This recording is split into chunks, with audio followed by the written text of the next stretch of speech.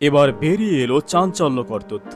Salman F রহমানের bank লুট, আত্মসাৎ কোটি কোটি টাকা। সম্প্রতি সালমান এফ রহমানের অর্থ লুটপাটের নানা কৌশল ফাঁস করেছে বাংলাদেশ গোয়েন্দা বিভাগ, যা দেখিয়ে দেশের হতবাক সকল শ্রেণীর মানুষ। গোয়েন্দা বিভাগ মতে এই লুটপাটের মাস্টারমাইন্ড সালমান এফ রহমান, যিনি স্বৈরাচারী প্রধানমন্ত্রীর বেসরকারি শিল্প ও বিনিয়োগ উপদেষ্টা।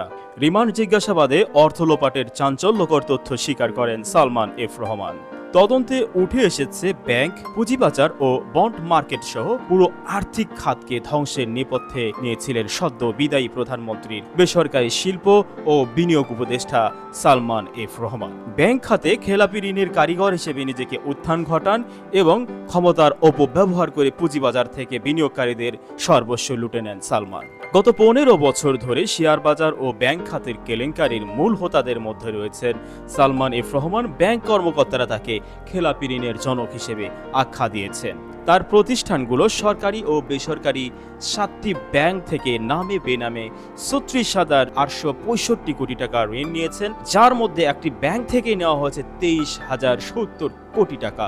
এছাড়া পণ্য রপ্তানি করে দেশে টাকা না আনার অভিযোগও রয়েছে তার প্রতিষ্ঠানের বিরুদ্ধে।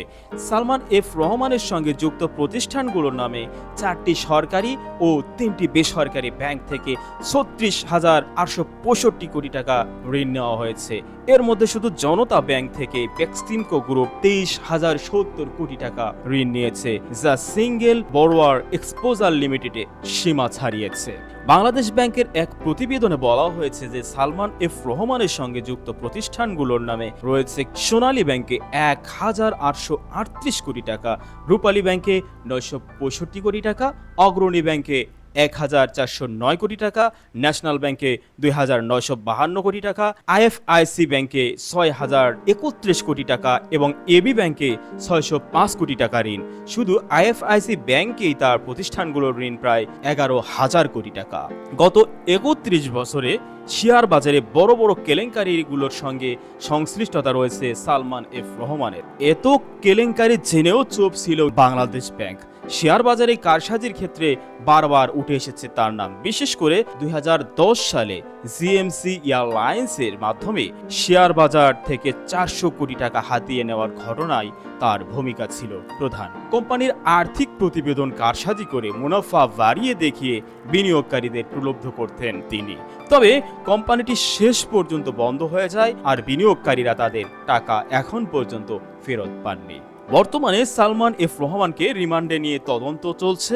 তার বিরুদ্ধে অভিযোগ, ব্যাংক ও পুঁজিবাজারে কারসাজি করে বিপুল অর্থ হাতিয়ে নিয়েছেন তিনি, যা এতদিন তার প্রভাবের কারণে গোপন ছিল। সম্প্রতি তার ছেলে আহমেদ সায়ান ফজলুর রহমানও ঋণ খেলাপিদের অভিযোগে আইএফসি ব্যাংকের পরিচালনা পর্ষদ থেকে বাদ পড়েছেন। বিশ্ব ব্যাংকের সাবেক মুখ্য অর্থনীতিবিদ ডক্টর জাহিদ হোসেন মনে করেন, সালমান এফ রহমানের বিরুদ্ধে সঠিক তদন্তের মাধ্যমে তাকে শাস্তি দেওয়া উচিত। তার মতে, দেশের অর্থনীতির ওপর এই ধরনের ব্যক্তিরা যে নেতিবাচক প্রভাব ফেলেছেন তা অর্থনৈতিক খাতে মুক্ত করা জরুরি। দর্শক, এই ছিল আমাদের পরিবেশনা। এরকম পরিবেশনা পেতে আমাদের সাথে থাকুন। লাইক করতে পারেন, কমেন্ট করতে পারেন এবং শেয়ার করে জানিয়ে দিতে পারেন আপনার বন্ধুদেরকে। আমাদের সাথে থাকার জন্য ধন্যবাদ।